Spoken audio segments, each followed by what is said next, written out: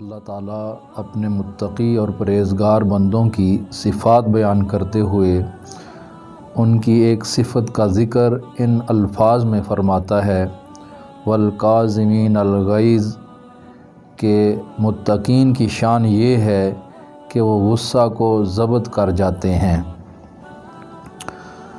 غیظ شدید غضب یعنی شدید قسم کے غصہ کو کہتے ہیں، اور قزم پانی سے بھری ہوئی مشک کے منہ کو بند کرنے کو کہتے ہیں۔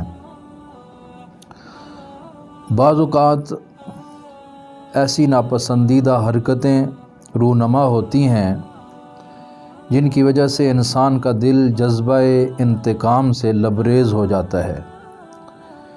ایسے موقع پر غصہ کو کنٹرول کر جانا واقعی بڑی ہمت کا کام ہوتا ہے۔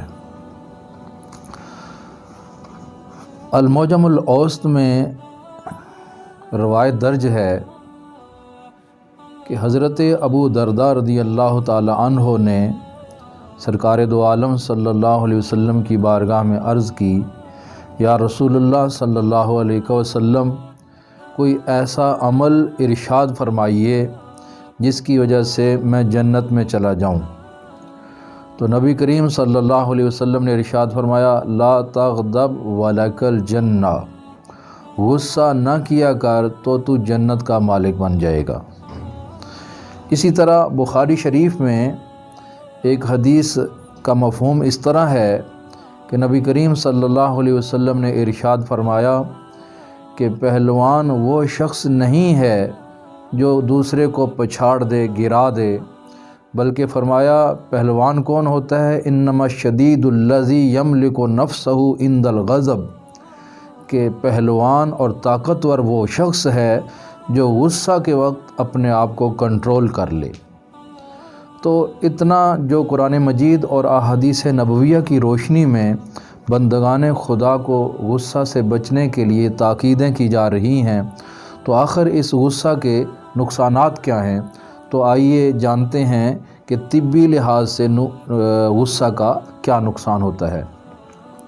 نمبر 1، غصہ کی وجہ سے جو غصہ کرنے والا شخص ہے اس کی قوت مدافعت کم ہو جاتی ہے، اور پھر اس کا جسم جو ہے وہ معمولی بیماری کو روکنے میں بھی ناکام ہو جاتا ہے۔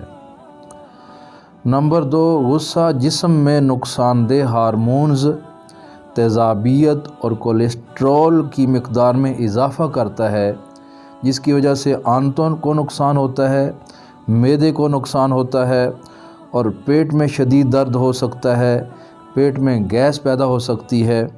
اسی طرح غصہ کی وجہ سے یرقان کی بیماری ہو سکتی ہے، اور تیزابی ہارمونز کی پیدائش کی وجہ سے جلدی بیماری بھی ہو سکتی ہے۔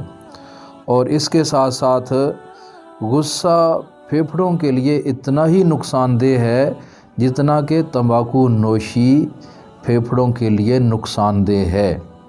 اور سب سے آخری بات یہ کہ غصہ کی وجہ سے بندے کا حافظہ بھی کمزور ہو جاتا ہے۔ تو اب اتنی ساری غصہ کی وجہ سے بندے کے جسم میں جو خرابیاں پیدا ہو رہی ہیں، تو ان خرابیوں کو دور کرنے کے لیے اللہ اور اللہ کے رسول صلی اللہ علیہ وسلم بندگان خدا کو غصہ سے پرہیز کرنے کی تاکید فرما رہے ہیں۔ تو اب آخری بات یہ ہے کہ اس غصہ کا علاج کیا ہے؟ غصہ آ جائے تو اس کو ختم کیسے کریں؟ رسول اکرم صلی اللہ علیہ وسلم کی موجودگی میں ایک شخص دوسرے سے جھگڑ رہا تھا اور اسے گالیاں دے رہا تھا، اور غصے سے اس کا چہرہ سرخ ہو رہا تھا۔ تو نبی کریم صلی اللہ علیہ وسلم نے ارشاد فرمایا، میرے پاس ایک ایسا کلمہ ہے کہ اگر یہ غصے والا شخص وہ پڑھ لے تو اس کا غصہ جاتا رہے گا۔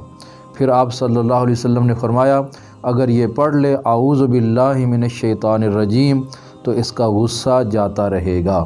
لہذا جس شخص کو غصہ آئے تو وہ اعوذ باللہ من الشیطان الرجیم پڑھ لے، اور اس کے ساتھ ساتھ لا حول ولا قوت الا باللہ العلی العظیم پڑھ لے، یہ بھی مفید رہے گا۔ اور جس وقت غصہ آیا ہے اگر کھڑا ہے تو بندہ بیٹھ جائے، غصہ کم ہو جائے گا، اور اگر بیٹھا ہوا ہے تو لیٹ جائے، پھر بھی غصہ کم ہو جائے گا۔ اور اگر کسی صورت بھی غصہ کم نہیں ہو رہا تو بندہ وضو کر لے تو غصہ ختم ہو جائے گا۔